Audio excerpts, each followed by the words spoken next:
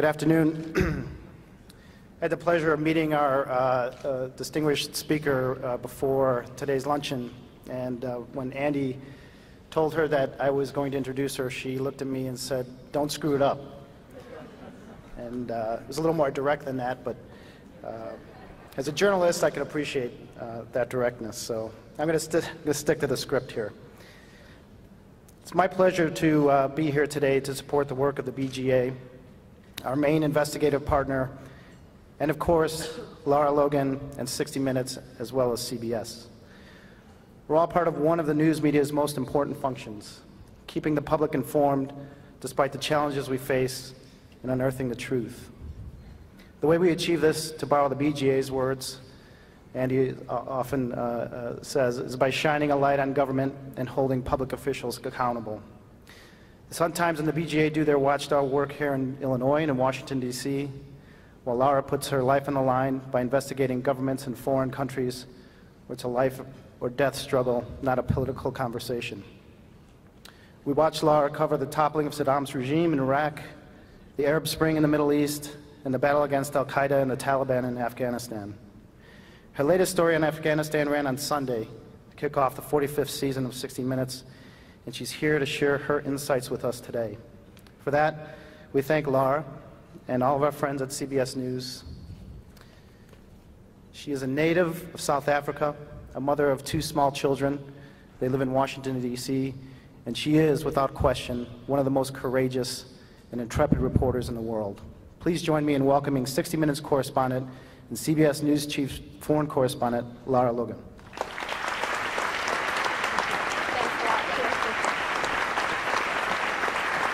Thank you very much. Jim is actually being kind. What I said to him was, don't fuck it up, not don't screw it up. Welcome, everybody. Hello, Chicago. It's very nice to be here. Thank you so much. It's pretty amazing. I know that Andy Shaw is probably the force behind all these tables and all these people that are here. I understand that Andy brought the BGA back from death's door, and he did it single-handedly, obviously now with a big team behind him, but it's thanks to all of you. And we have, at 60 Minutes, a history with the BGA, and we hope to take that into the future. We hope to be fully exploiting all of your investigators and your hard work and the time you put on the ground here, and turning that into 60-minute stories and taking all the credit for it. They'll benefit the relationship as we move into the future. So I learned 2 interesting things in chatting to people in this room before lunch began. One is that I suppose I should watch what I say because more than half this room is full of lawyers. And the other is that this town is run by crooks. 6 out of your last 8 governors went to prison? Really? Wow. Which explains why you need a BGA, right? I am very happy to be here. And in fact, the timing was incredibly fortuitous because for the last few years, I have been working on a story that when I first broached the idea, everybody looked at me skeptically, even the trusted people around me who have been through a lot with me. And that was a story about al-Qaeda in Afghanistan today. It was funny because nobody thought that that was an issue to be paying any attention to, and nobody thought there was any real traction to that. And it pissed me off because I knew I wasn't wrong. I had covered that war from the beginning, and I had watched what was happening on the battlefield, and I have never missed a year of the Afghan war. I've been back every single year. Sometimes I stayed for a year and didn't come home. You know, and I knew that we were being lied to, and I knew that the American people were being misled. And when it comes to issues that I care about, like issues of national security, I don't think that politics should dictate your national security policy. And I don't know a journalist that likes being lied to. So that combination really set us on this path. That and the fact that the challenge of covering a war year after year after year is that how do I at 60 Minutes, I don't live on the ground in Kabul, Afghanistan anymore. I don't have the benefit of that time there and being able to develop stories and break news. So what contribution can I make from afar? And that's when you look at the situation in Afghanistan, you look at the battlefield and you think, what's the smartest story that I can do? Because what's the story that tells people something that really matters? There's 100,000 things you can say about Afghanistan and about the war that are all interesting and relevant and important. But there's only one of two of them that dictate what it means and where it's taking us and what the consequences are of what we're doing there. And that's the way that I try to find my stories.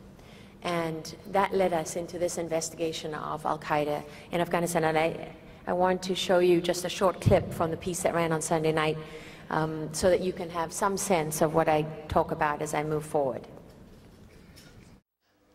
You're in a tough spot right now. Can you explain why the sudden increase in these attacks? Well, I'm mad as hell about them, to be honest with you.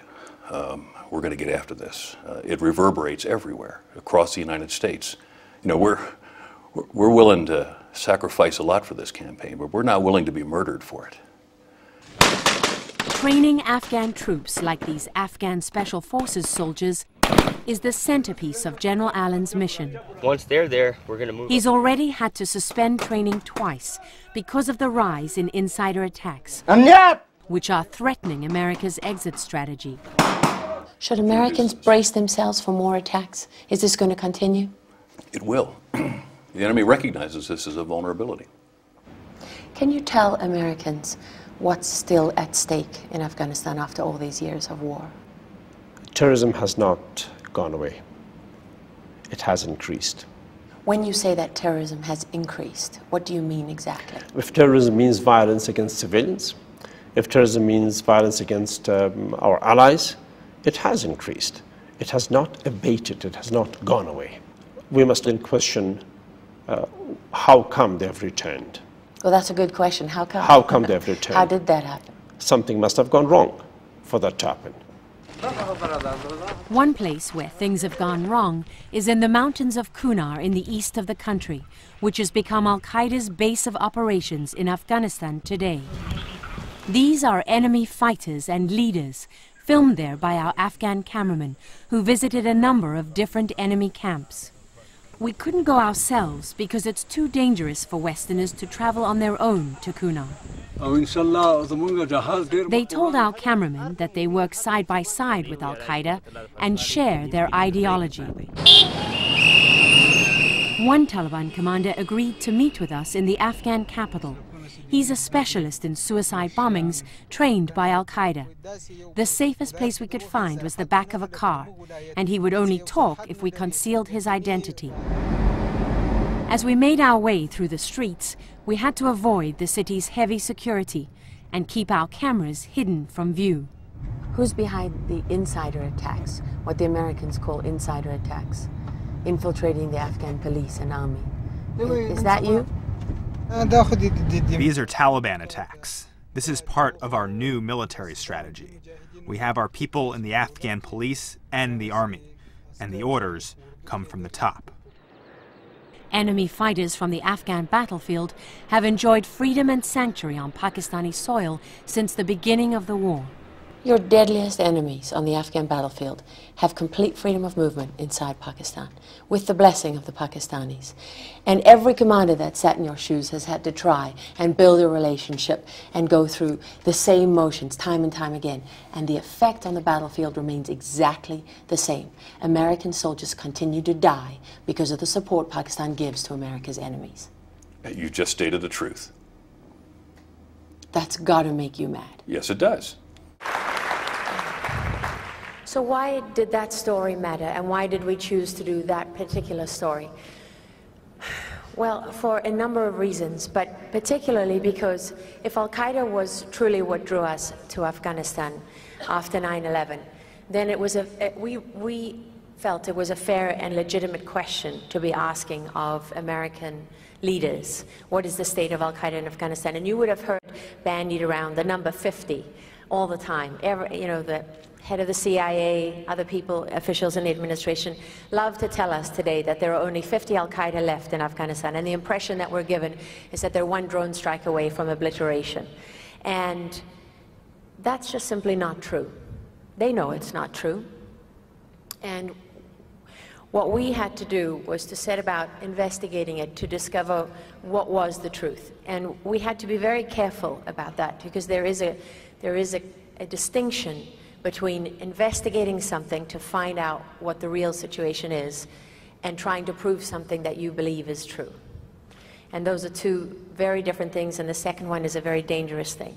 And it's the enemy of great journalism. And it's a trap that it's very easy to fall into. And in fact, it was my boss, Jeff Fager, who kindly reminded me of that at a certain point in the process here. And as usual, he was absolutely right. And we didn't need to prove anything because it was so evident. So how did we set about doing that? Well, of course, we turned to the official record, and that meant reading, and researching everything that anyone in the administration or a position of authority had to say about al-Qaeda in Afghanistan over the last few years.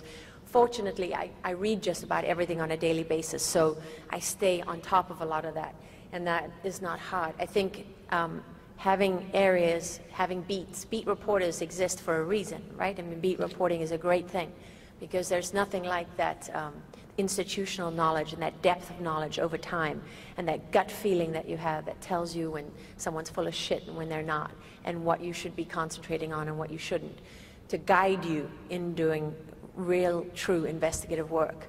And so we not only had to look into all of that, but we had to look at every counterterrorism expert in the field. We went to the agencies, obviously to the CIA, to wherever we could go. We went to the think tanks. We went to anyone who could possibly know about this. And we kept hearing the same thing time and time again, is that, there's no political reason for anybody to be talking to you about this right now, because if we talk about al-Qaeda in Afghanistan, doesn't that undermine the argument for leaving? And that was really a problem for us. At one point, we even had in writing from the US military that al-Qaeda in Afghanistan was off the table, that they weren't even prepared to talk about that, which only made us more determined to talk about it, because when you're constantly knocked down, when people constantly try to bury you, and you have the sense that you're onto something, you know that it's worthwhile.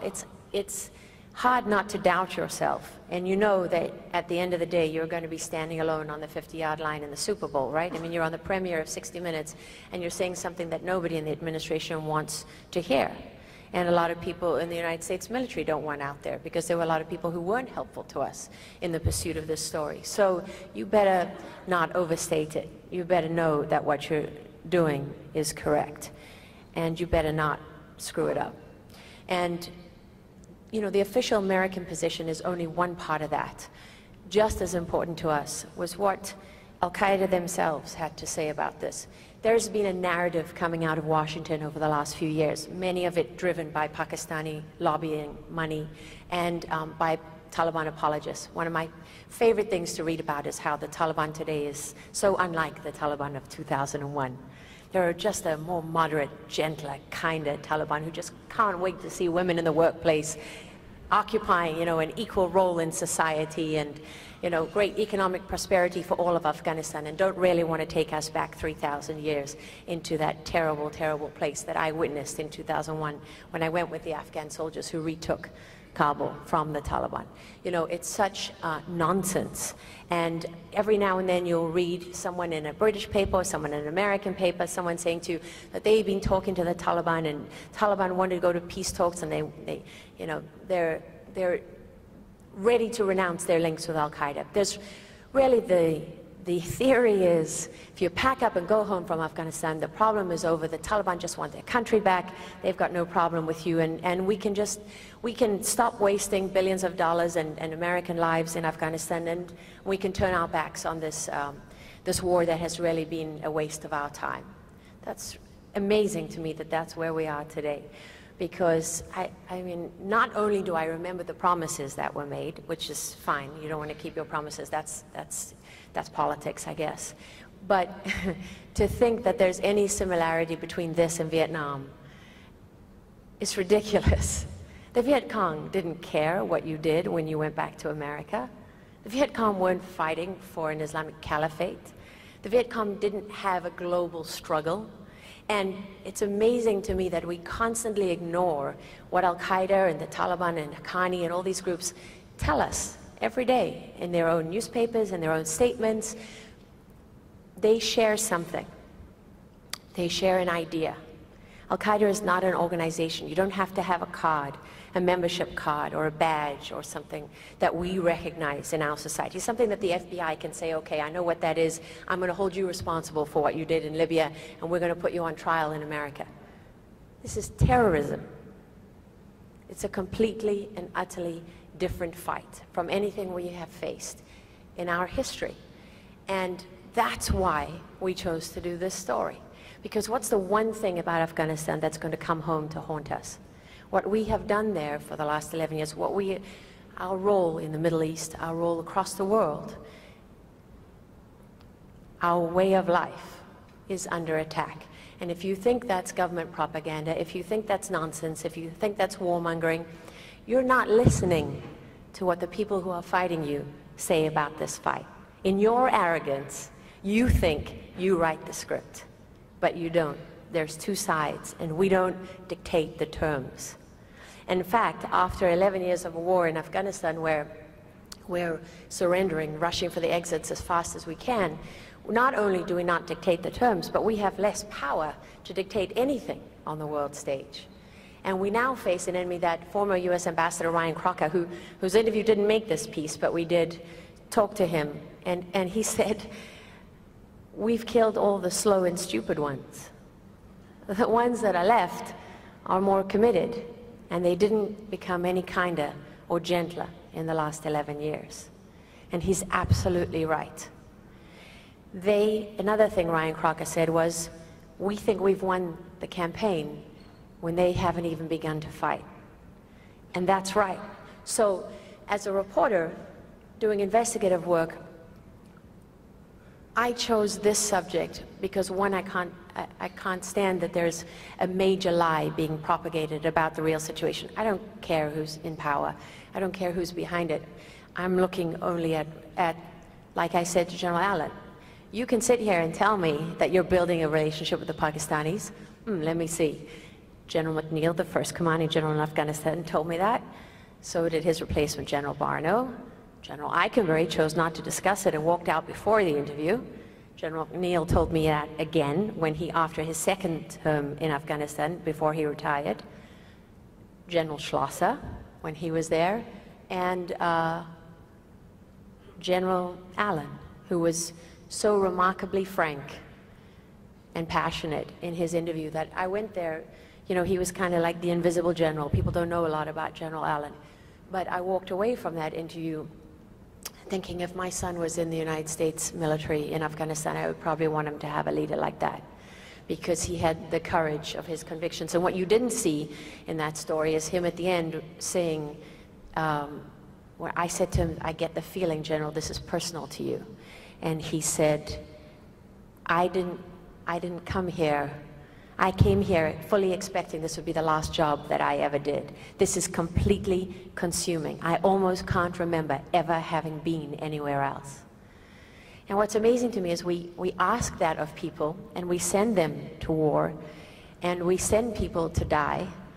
And if anyone wants to know what your tax dollars also pay for, because we were talking about tax dollars earlier, go and visit Walter Reed sometime, or Bethesda National Medical Center, as it's called, or take your family to Arlington Cemetery and see the fresh graves that have been dug, those soldiers haven't been put in the ground by Hamas and other people on the terrorist list. They've been put there by Al-Qaeda and the Taliban and Haqqani and the Pakistani government and all those people who want to destroy the United States, the West, and our way of life. So we tried very hard with this story to get to the places that are difficult to get to. Al-Qaeda changed the nature of journalism forever when they slit Daniel Pearl's throat on camera. They changed our currency. Journalists no longer had a value in reporting things and being witnesses. They became participants in the conflict and in the fight. If Osama bin Laden wanted to get his message out, he didn't need to sit down with 60 Minutes. He had any number of jihadi forums, his Al-Sahab, his own magazine, and, you know, Arabic news channels to send his tapes to. And when you go into a situation like the one I was with that Taliban commander, you always got to think, what's his motivation for talking to me? Because that, in the end, is really going to be the thing that determines whether I walk away from that meeting or I don't, right? Because there's obviously a certain amount of risk involved in all of these decisions, but at the end of the day, if you really believe that someone is there for the reasons they say they are, then you've got a chance of coming away from it alive. And in fact, that particular commander I had met before, back in 2006 when he was a fighter.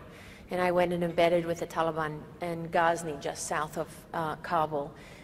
Less than a mile from a US base, I was with like 300 Taliban fighters back in 2006. Before we even admitted that the insurgency was back. And I say insurgency like that because the Taliban was a government in power, and they're fighting to get back in power. They don't see themselves as insurgents. It's a very important distinction. And for me, if you fail to identify the ideological component to this fight, if you fail to identify what your enemy is really fighting for, if you lie about who they really are, I don't see how you can possibly have the right strategy. And what we wanted to do was to leave people with a sense of something that mattered, something that is going to resonate, something that I honestly believe will come back to haunt us. As it did before. It's almost like Groundhog Day in Afghanistan. That, you know, just as Charlie Wilson's war, right? Charlie Wilson said, you know, if you turn your back on Afghanistan now, you're going to pay a price. And we didn't believe them. And then there was 9/11. And when I look at what's happening in Libya, there's a big song and dance about whether this was a terrorist attack or a protest. And you just want to scream, for God's sake. Are you kidding me? The last time we were attacked like this was the USS Cole, which was a prelude to the 1998 embassy bombings, which was a prelude to 9/11. And you're sending in FBI to investigate. I hope to God that you're sending in your best clandestine warriors who are going to exact revenge and let the world know that the United States will not be attacked on its own soil, that its ambassadors will not be murdered, and the United States will not stand by and do nothing about it.